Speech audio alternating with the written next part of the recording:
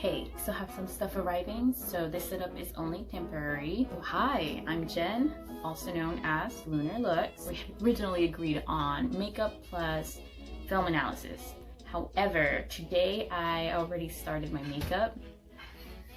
I remembered that I actually needed to dye my hair, so I was gonna do that. This is the 4th time I'm filming this. I was just getting flustered and I just didn't want to refilm the same thing a 4th time. What I'm gonna do is I'm gonna dye my hair jet black, box dye black. Just make sure that you subscribe and click the bell notification icon. I know that people voted for me to keep my hair blue, but I want it to be black. I don't know. My hair naturally is like a dark black, but this is jet black, so it should be fun. I'll be linking all the makeup products that I use to my face on the description box.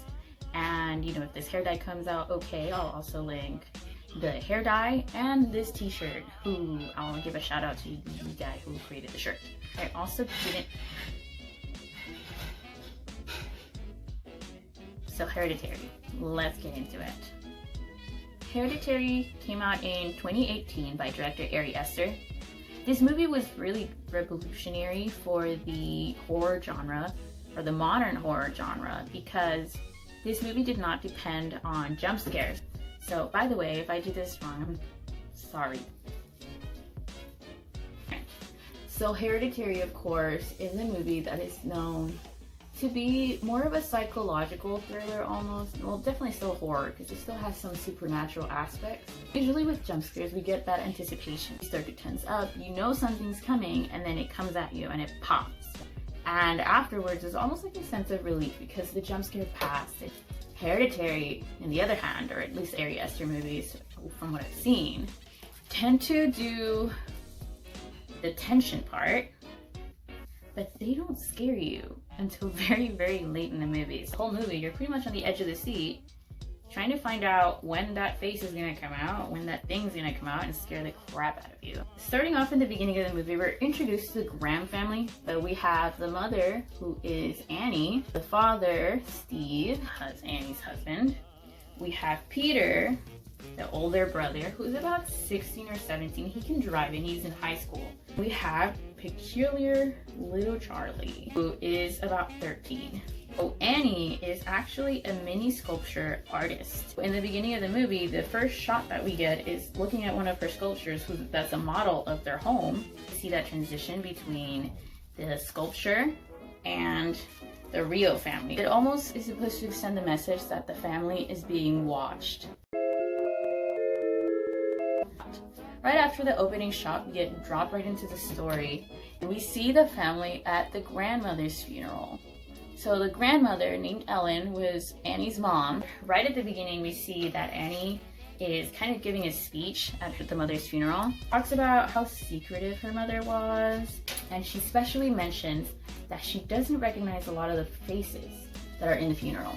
See that Charlie is eating a bar of chocolate, but the father tells her, hey, like, there's no nuts in that, right? Because remember, you're like deadly allergic to nuts. There's already, like, in the first shot when she's right there, there's like some creepy man smiling at Charlie. So after the mother's funeral, we can see that the family's not even really sad. And Annie, when they get home, even asks her husband, Steve, if she should be feeling sadder, because she's not really feeling sad about her mother's death. He tells her, you know, you should be feeling however you're feeling. You know, everybody kind of spends their time in their own room. Annie spends a lot of time in like her art studio. Her husband spends a lot of time in his office. Peter, at least, he spends his time in his room.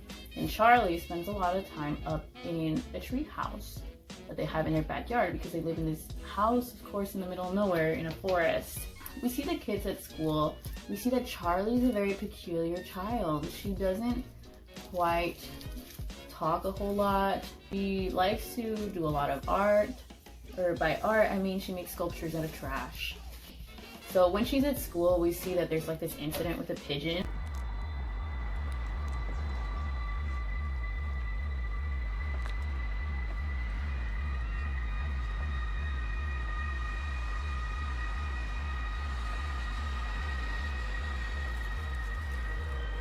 Annie's trying to process her mother's death.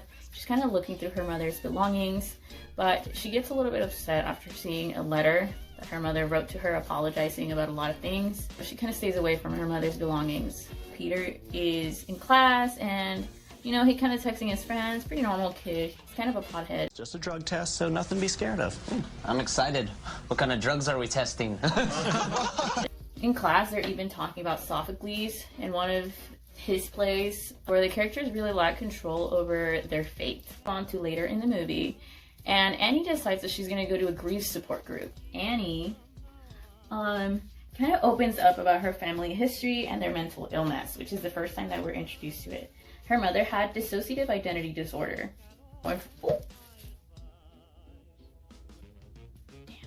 Dissociative identity disorder is characterized by having 2 or more distinct personalities. At the end of her life, she also had dementia. Of course, supernatural reasons can also be attributed to this, but we'll go over that later. But that's how it's introduced to us. She also talks about her father and her brother. She mentions that her father had psychotic depression, which unfortunately is a mix of severe depression and psychosis. The typical symptoms that we would see in a severely depressed person on top of psychosis. Psychosis is usually kind of has to do with a bit of a lack of touch with reality. We have a lot of paranoid thoughts. Annie mentions that her father starved himself to death. Her brother also had schizophrenia. It has to do again with another lack of touch with reality. It can have hallucinations, and some people even describe hearing voices. Then Annie mentions that her brother suffered from schizophrenia, and he actually ended up committing suicide by hanging himself. And he left a note saying that her mother, or Ellen, was trying to put voices in his head. She cut off any contact with her mother as an attempt to escape that pattern. She didn't want her family to be part of that. Steve said a no contact rule, and she mentions that her mother started breaking the no contact rule after Charlie was born, which is the reason why we see that Charlie is the most affected by her grandmother's death, or a little bit earlier in the movie that Charlie was actually her grandmother's favorite. She would try to even breastfeed her herself, which is very creepy. Peter asks his mother to go to a school party, right? So Annie suspects that there's going to be drinking, so she makes Peter take his sister with him. Peter drives her to the party, borrows the family car. When they're there, Peter wants to go smoke with his crush and some of his friends. And Charlie wants to go with Peter, but he tells her to stay. So she stays, and he tells her to go grab a piece of cake. We also saw that when they were at the party, they were chopping up an obscene amount of nuts. So Charlie starts eating this cake, or it's not feeling so well. What do we know about Charlie? She's deadly allergic to nuts. So we find out, obviously, the cake had nuts in it, walnuts. She asks her brother, hey, like, I can't breathe. Obviously, she says it, like, a lot scarier than that. And he realizes this and starts driving her to the hospital. And also, making an important note there, at the beginning of the funeral, she was eating chocolate. Then we see her later on, when we saw her at school, she was also eating chocolate. And then now we see her that she ate this chocolate cake. So that's all we see her eat in the movie. She eats chocolate. And as we see him frantically driving to the hospital, we see that there's a deer that was placed in the middle of the road, and he ends up swerving out of the way to avoid deer. And as Charlie sticks her head out the window to try to get some fresh air because she's going into anaphylactic shock, I believe that's how you say it, I might be wrong. She's trying to get some air out the window, and when he swerves out of the way, he ends up driving into a pole, or driving past the pole that ends up beheading Charlie. Of course, we see Peter's reaction. He actually is just in shock and ends up driving all the way home.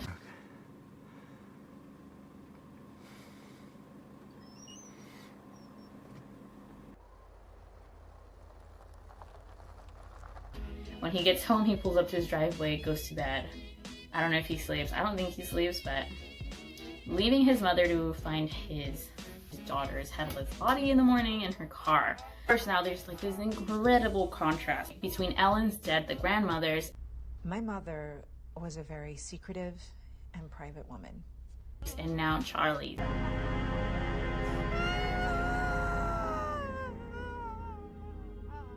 At the grief support meeting, she also mentioned that she sleepwalks. So that's why she avoided her family, because she wanted to avoid that the mental health problems. And now we see the way that she reacted to Charlie's death. So later on, she tries to go back to the grief support group, and then she runs into this woman, Joanne, who is very friendly. Annie tells her that Charlie died, and then Joan, in return tells her that her son also died. So she completely understood her, and she gives her phone number. Steve gets a call from the cemetery that says that Annie's mother's grave had been desecrated, and knowing that Annie was already going through a lot of stress, he ends up not telling her what happened. Later on, Annie ends up running into Joan. Joan tells Annie that she met this medium, and this medium told her, or helped her communicate with her son and her grandson, who are both dead from a boat accident.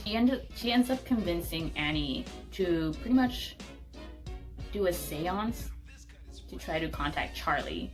And she goes back to her apartment, she shows her how to do it, shows her that it works, and then Annie goes back and tries it on her own. We don't see Annie's original attempt at doing this seance.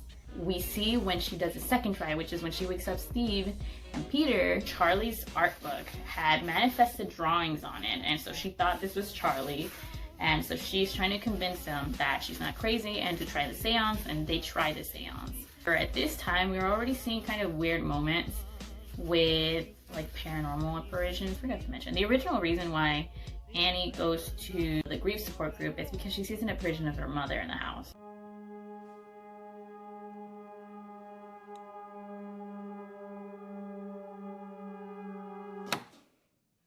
So that's why she's like completely freaked out. She believes she's a medium, and she ends up getting possessed by the ghost of Charlie, or like the spirit of Charlie. It scares the crap out of Peter. The husband gets really upset as well.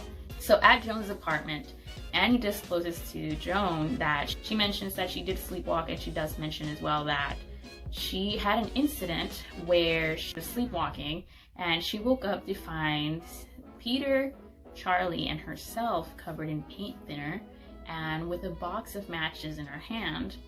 And apparently Peter woke up right when she started the match, and she also woke herself up, and so ever since then their relationship was never the same, or her relationship with Peter was never the same. Peter has a very weird dream where he's getting like choked, and he wakes up and he blames his mother because she's in the room. They had kind of this argument of asking like, why are you scared of me? Why are you trying to kill me?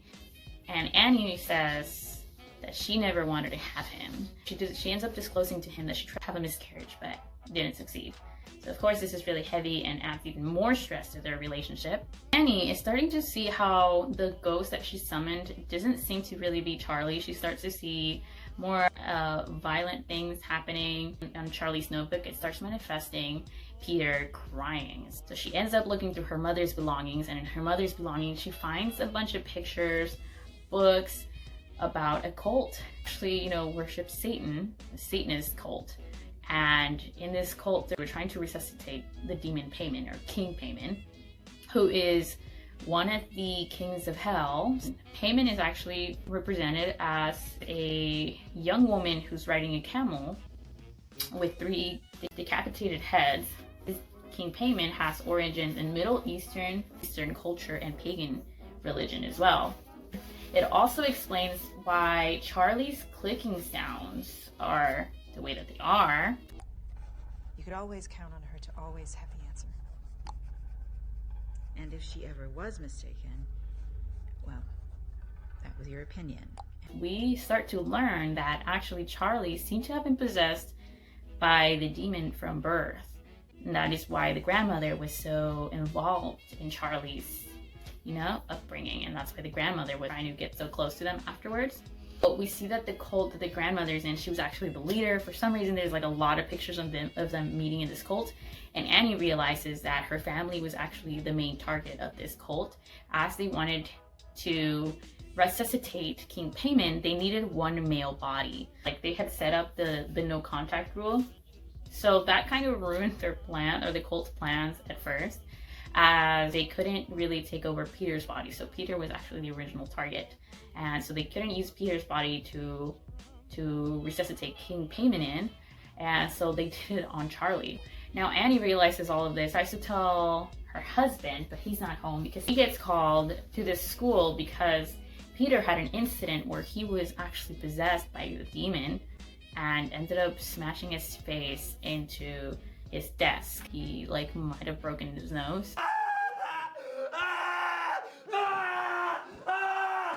Because while he was away, she decided to go into the attic and she ended up finding her mother's dead body.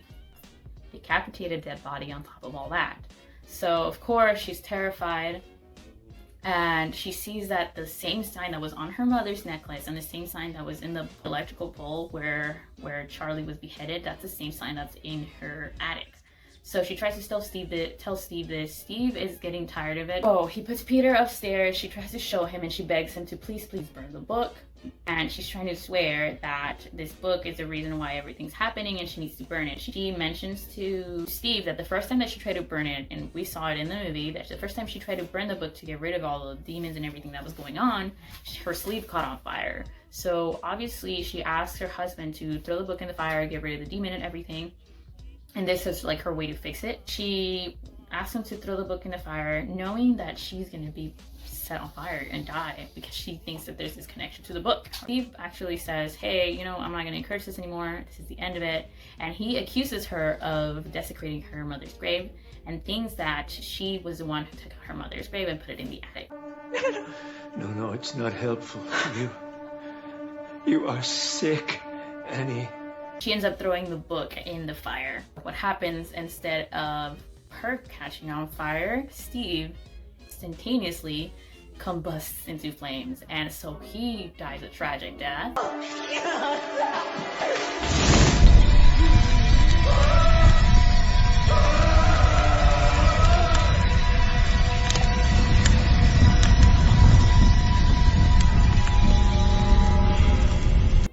Peter wakes up to find his father's body burned in the living room, and Annie starts to chase him through the house in a very paranormal way.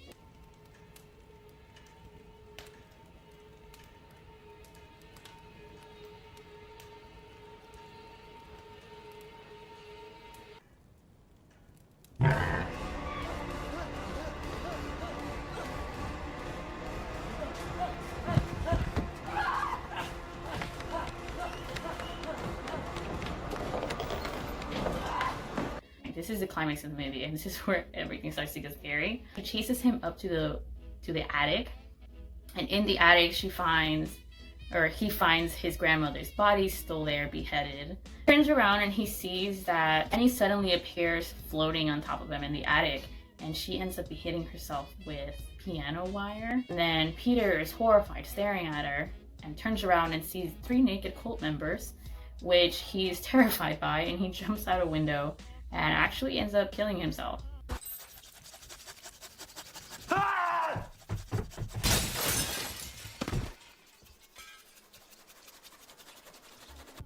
We see this light that has been shown throughout the movie to be like the demon into Peter's body, and we see that now Peter's once again possessed by him, and now they all go up to the treehouse. So once we get there, we see this really scary scene where it looks like they are almost like a nativity scene, which is what it's supposed to be. It's supposed to look like the opposite of the nativity scene. At the center, we see a sculpture that looks like the sculptures that Charlie used to make, with Charlie's head on top of it and a crown.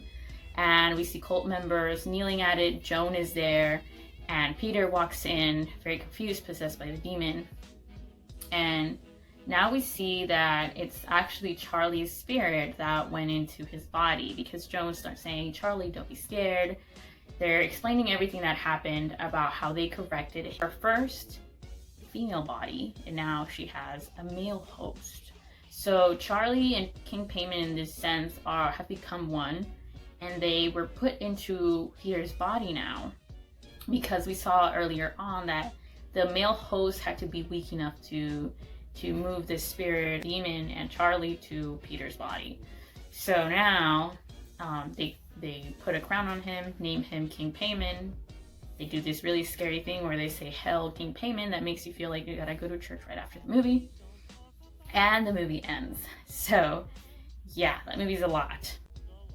So the reason why the chocolate is so important in the movie, or kind of important in the movie, is not only because Charlie, of course, ended up like dying because of a chocolate cake, but because chocolate is actually known to be the Devil's Temptation foods. It's known as the Devil's Temptation. That's what we have, like Devil's Food Cake. That's kind of supposed to kind of signal us towards, hey, like she's kind of possessed. Of course, the reason why I said it could be mental illness, but it also could have supernatural causes for all of Annie's histories, because, you know, her brother left that note saying that the mother was trying to, or the grandmother was trying to put voices in his head. The reason why it could be is because, of course, he was a male host, and maybe she was trying to put the demon into the son's body, or, you know, Annie's brother's body. And she was cut out of the family when Peter was born, and of course she couldn't get to him. You know, they were able to take Charlie's body. This is dripping all over my head, so let me go rinse it off and I'll come right back and finish this up. So I just washed off the hair dye, and the only thing that stayed on were my lashes. So what I'm gonna do is I'm gonna dry it, I'm gonna style it, redo my makeup, because you guys have to see like a final product. So when you see me again, I'll be like all cute. Well, yeah, I trimmed my bangs, I finished washing it off. You can still kind of see some of the blue, because I know technically when your hair is light and you're trying to go darker, you're supposed to add like the undertones back, and I just didn't do that. I just went straight to black. So I'm so sorry to hairstylists out there, but I, you know, gotta do what I gotta do during quarantine. Yeah, it wasn't that big of a difference, I know, but to me it is, okay? Now at least it feels like I have an even hair color. I actually got hair extensions, so I just wanted to make it easier on myself and blend those in. What I was thinking of doing actually for my weekend video was try my best to blend in these hair extensions I got on Amazon. I hope this video wasn't too confusing or, you know, too all over the place. Fingers crossed that it's not. But for the meantime, this is the fourth and last time I'm filming this video. What if I put on a fake ponytail? Okay, I put on a fake ponytail, so now you guys get more of a transformation. Wow, it doesn't match. Shit. Yeah. Thank you for sitting here with me and hanging out. And hopefully we did our hair together. Don't forget to subscribe and click the bell notification icon. Anyways, hopefully I'll see you on Saturday again, and we can keep this going. Yeah, it's gonna evolve. It's barely starting out, so I know it's not perfect, but thank you for bearing with me. Bye. Our friendship ceases from now on. Please don't talk about